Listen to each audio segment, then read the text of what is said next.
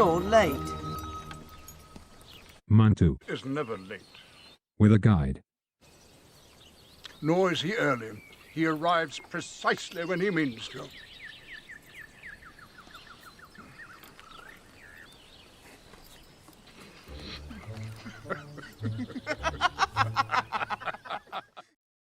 Welcome to my advanced guide for Stellaris 3.0. The main focus of this episode is destroyer design and defense. For a full list of chapters, check out the description. Let's dive in. Welcome back to the Orthethi Interplanetary Assembly. The year is 2230. We have 5 planets under our control, and we are growing a nice little empire. At the moment, we are sandwiched between 2 other empires, a slightly belligerent empire to our east, and a very friendly empire to our west, the Lithoid Empire. Let's get going. So I've just discovered research alternatives here for the physics technology. And now I'm looking at getting another technology, and I've got the energy weapons path here. Now this is actually a really important path, because once I get to level 4 on my energy weapons, I will unlock the ability to research proton launchers. And proton launchers will take us to neutron launchers, and they're a really powerful ship component to have. So I'm going to research this blue laser. It's always important to come back and check on your colony designations, because a lot of the time the computer will give you some really bogus colony worlds. So for instance, this world, it has a refinery designation according to the computer. We're probably going to turn it into a generator world, because that's going to help us build generator districts faster, as well as apply actual bonuses to the workers we have available. Refinery, on the other hand, that was not very helpful for anything. We don't have any chemical plants, we don't have any refinery buildings, we don't have any crystal plants. It was completely pointless. So it's always good to come and check back if you haven't set a world to change the designation. And the neighbours to our east have now declared war on us. So what do we have to do when we have war declared? First thing that's important is we're going to want to set a war goal. Well, we don't want to go to war simply to humiliate them. That's not really going to be very useful to us in our further goals. Let's quickly check out their fleet status. Well, they've got a fleet power of 32. Our fleet power in comparison is 23. So if we jump over here to Perima, we should be quite comfortably able to defend our own space. Yeah, that shouldn't be too much of an issue.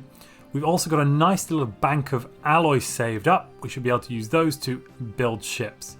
So let's sort out the first thing, which is war goals. Well, what is the war goal we can set to begin with? That's only humiliate, but actually conquer would be much better. We'd be able to get some systems. So to do that, I'm going to need to have some claims. Now, if you are going to war with someone else, you're going to want to claim their space first and then declare war to conquer them second, because once you declare war as an attacker, you'll get a big malus to claiming systems. At the moment, as a defender, I can claim to my heart's content. Even as a pacifist, I will be able to claim systems of an empire that went to war with me. So which systems would I like to have? Well, there's a desert world there. That would be quite nice. So let's claim some systems that way.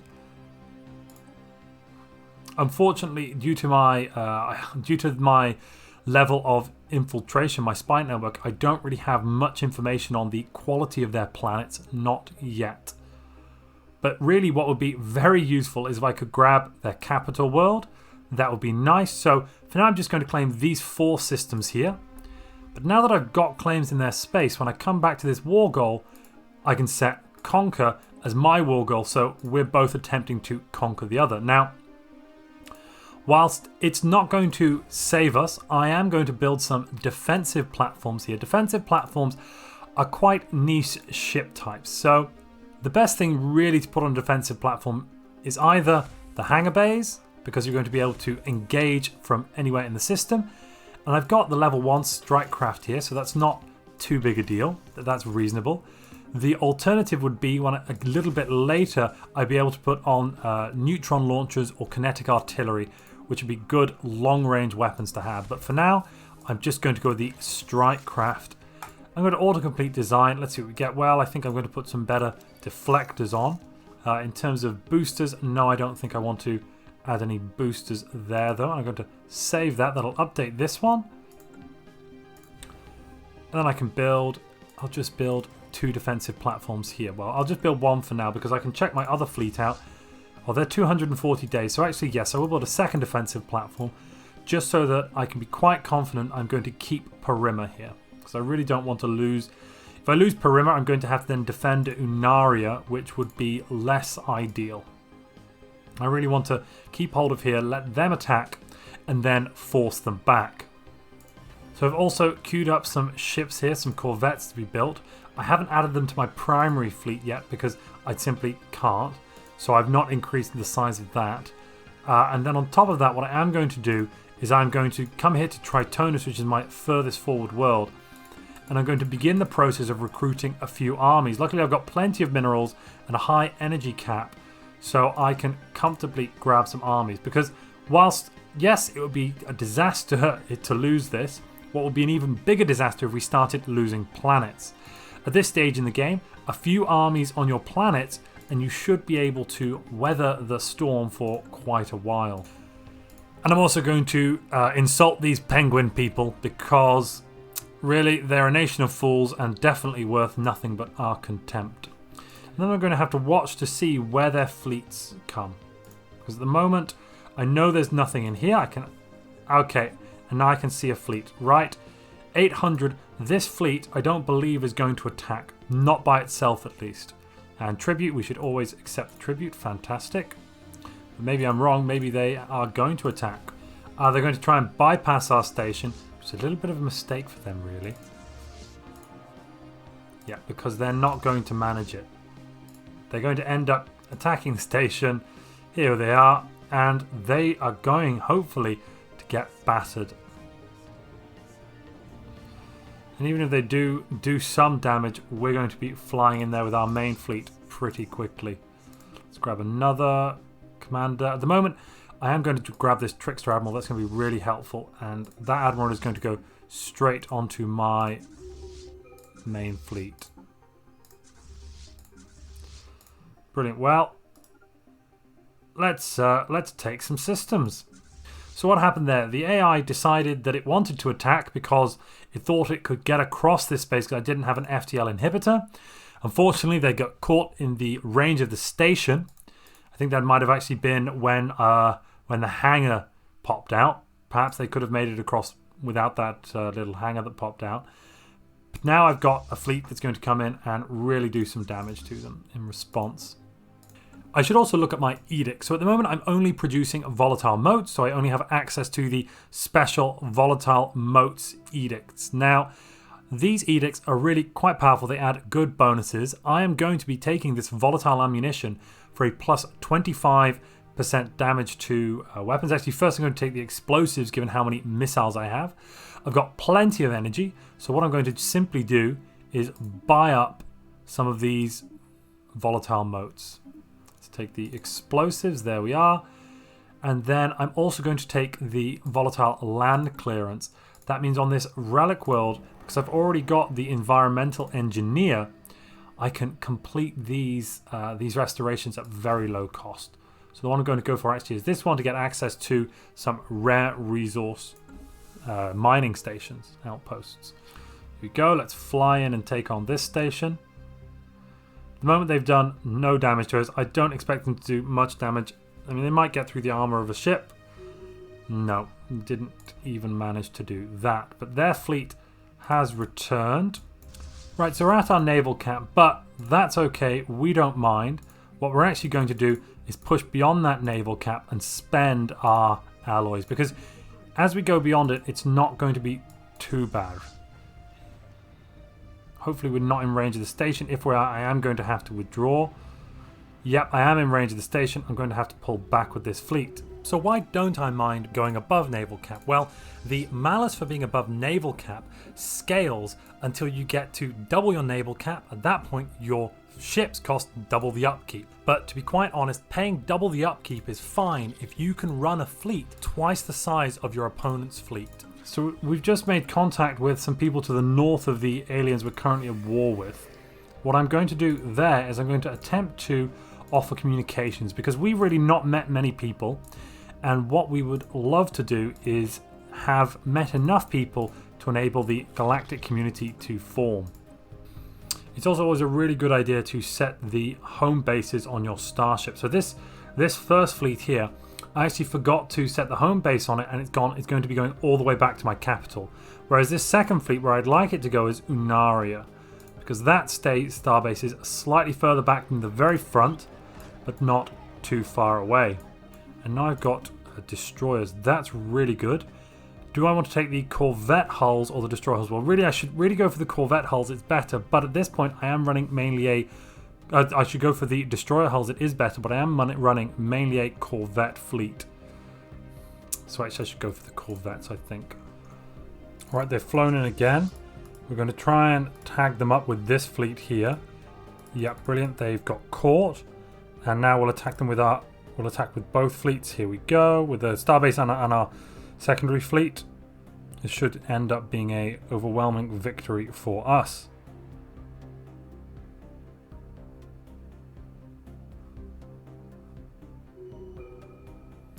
Yeah, that seemed to be very one-sided. Let's go and have a look. Yeah, they lost 9 ships there to our 0. Absolutely no losses on our side.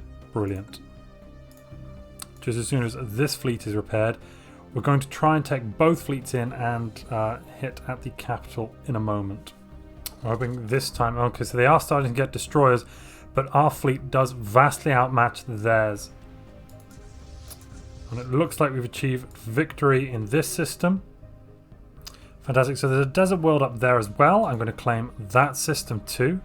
And now at this point, I'm going to take a look at destroyer design, because we've now got the ability to build destroyers. So there are a couple of effective builds. So there is first off, what do we do if we come against corvettes? Well, we're going to want to have as many small slots as we can.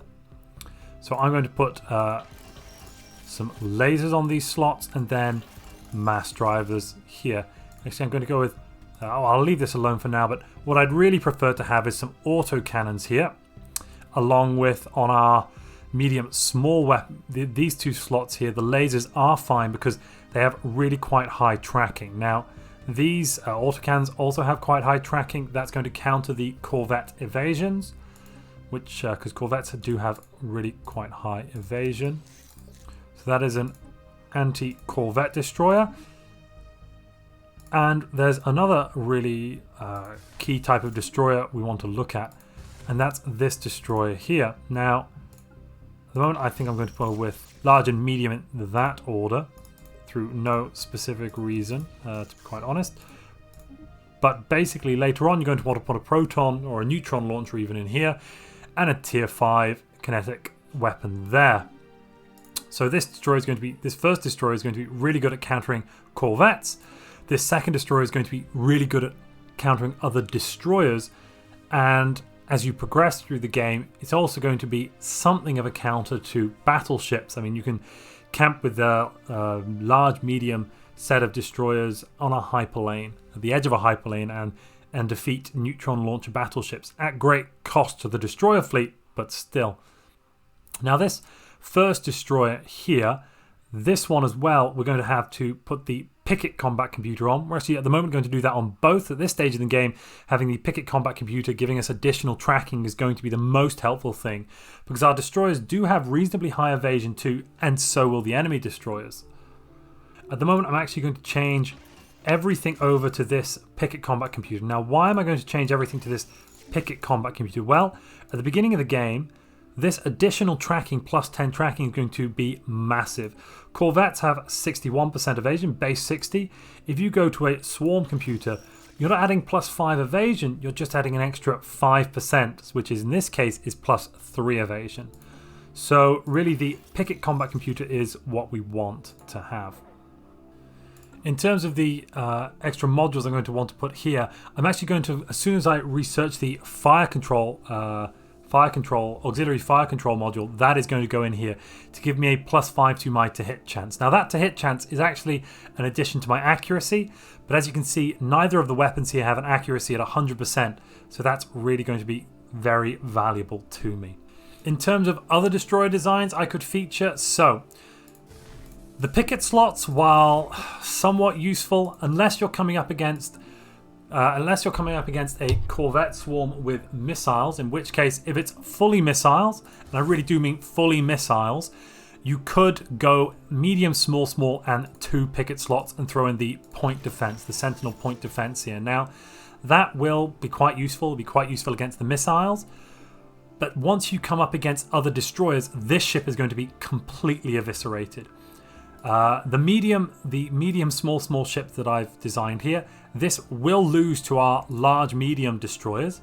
However, whilst it will lose to those ships, it won't lose quite as badly as a ship with 2 picket slots would lose to the same destroyers. So if we outnumbered the opponent, then that would be fine. But I'd really recommend you build, depending on what your opponents are running. If they're running massive loads of corvettes, this destroyer here is definitely what you want to go with, along with the auxiliary fire control, which I don't have yet in this save. And then you want to sprinkle in some of these ships as well, just to deal with stations and the like. But then if you're running against a mainly destroyer-backed fleet, you're wanting to be having this ship as the workhorse of that fleet. And we actually managed to catch the rest of their fleet over here at Mikau, which is really quite good. And what are the technologies they got that we don't? It just seems like afterburners and the coil gun, but unfortunately we're going to have the coil gun in a few months. So actually I might just swap that over just to a different research branch, just so that I can benefit as much as possible from the debris. Let's send a science ship in to sort that out for us.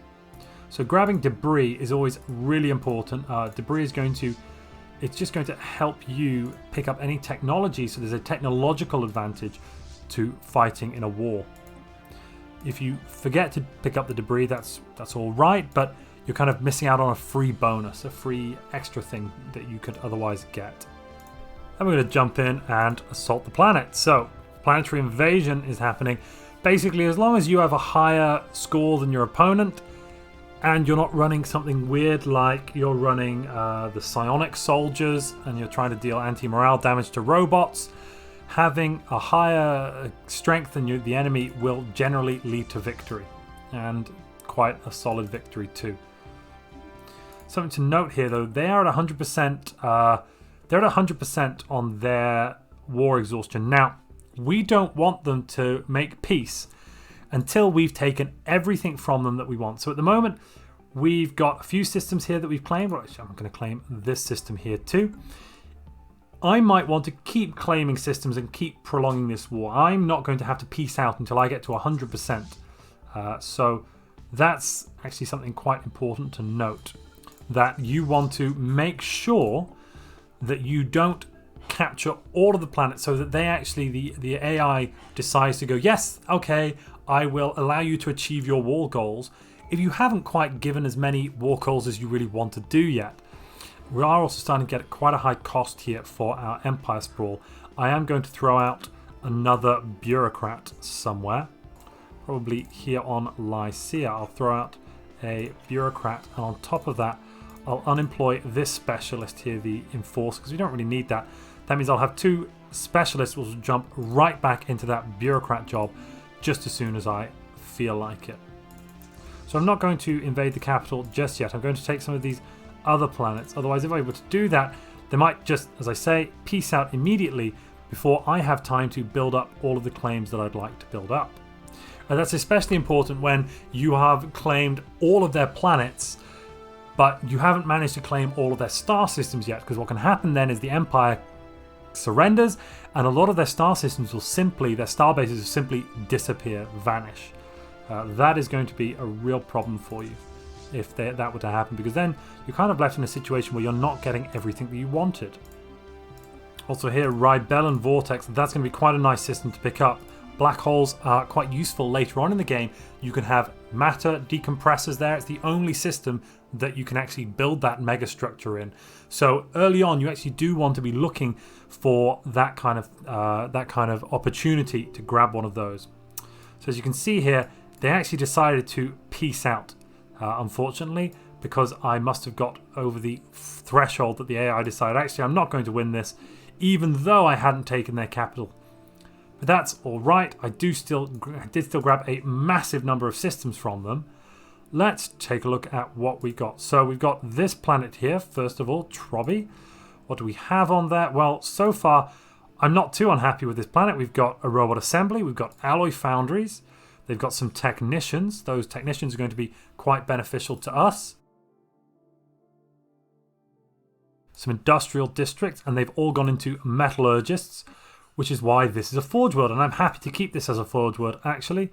This is quite a nice planet, which I have to say the AI seems to have managed quite well. Let's take a look over here at Mikau. So this, again, this looks like quite a nice planet. What have they built? They built an assembly plant, some generator districts, and an industrial district. Wow, this is really quite a nice little planet that they built there. I almost have to say I'm kind of surprised. Wow. Now, it's important to note I have more planets here. There's some desert worlds I can now start looking at colonizing. But we are going to have a problem probably with Rakur, yeah. So, once a planet loses its capital world status, so if I show you our empire capital, we get extra amenities and stability for being a capital. Once you lose that status, you're going to probably find that when you capture an opponent's capital, it's in the negative for amenities, and it's got low stability because of that. In this case, we're only at -8 and 42%, which is really not that bad. It could have been much, much worse. However, we do have an overabundance of clerks here amongst a population that are somewhat very unhappy. So the first thing I'm actually going to be doing is I'm going to make sure to put a holo theatre in. That's going to solve the amenities issue on this world. I'm going to make sure this planet's no longer a frontier planet. And then what I want to do is find a good governor to throw in there. And what have I got? I've got a level 4 governor ready for that. So that governor is going to go straight in. And now we are definitely quite a bit over our empire sprawl. That's something I want to try and do something about. Absolutely. This planet here as well. What are we doing with? For planetary capacity, we're actually probably... Yeah, we're coming down there. So what we really need to do is bring up the planetary capacity.